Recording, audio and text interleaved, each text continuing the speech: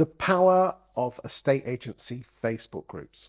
I'm talking women in estate agency. I'm talking women in residential property. I'm talking about the LBGT Facebook group. I'm talking estate agents coming together. Elle Wood, you particularly have a big passion at this. Why are such groups so important for the industry, but also in a greater environment for the world?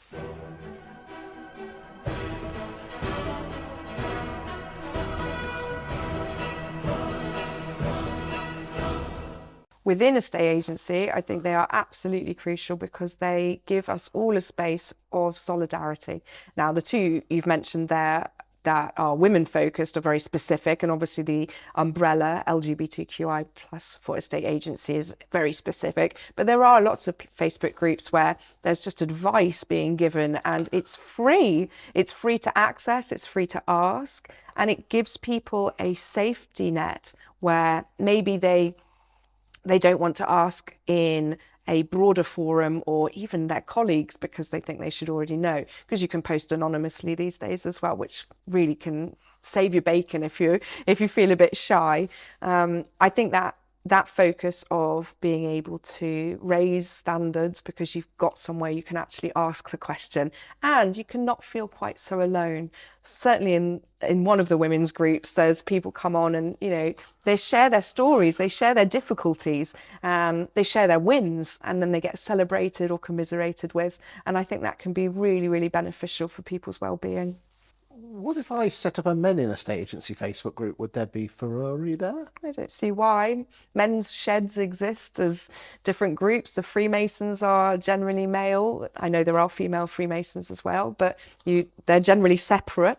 I think there's lots of different groups that are gender specific, and there's places for all of that. What do you think, particularly the women in estate agency group? The women in residential property, I don't know so well, run by Emma Vegas. But let's come back to the women in estate agency Facebook group. What do you think that has done for women in estate agency? I think that it's given people somewhere where they've not felt so shy often. It's a real place that a lot of people are doing a lot of talking, which may or may not happen in other groups. I'm not commenting on them, but it's certainly somewhere where people are sharing feelings in a way that maybe in other groups they're a little bit more factual or a little bit more specific about. Obviously, not being a woman, I wouldn't be in those Facebook groups, but I can certainly assure you that there's no one talking about feelings in John Paul's estate agency growth strategies or my landlord farming group.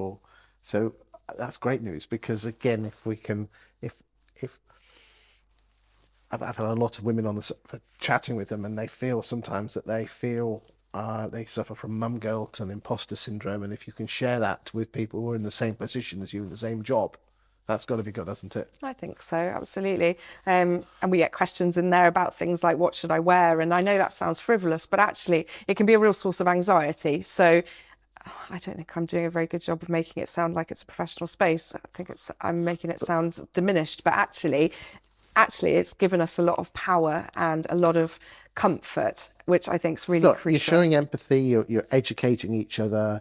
There's probably a little bit of entertaining and a bit of a leg pulling as well. But if it's in a safe environment, then rock and roll. Absolutely. Well, it was set up for empowerment, and as far as I can see, as one of the admins, that certainly seems to be what a lot of it achieves. Now, there's always room for improvement, and there's always ways that things could be done better, and everything's a learning curve, I guess. But the people that I see contributing and getting involved, we all seem to enjoy the space quite a lot.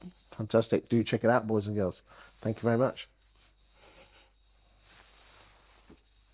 Well, it should actually just be girls, shouldn't it? Yes.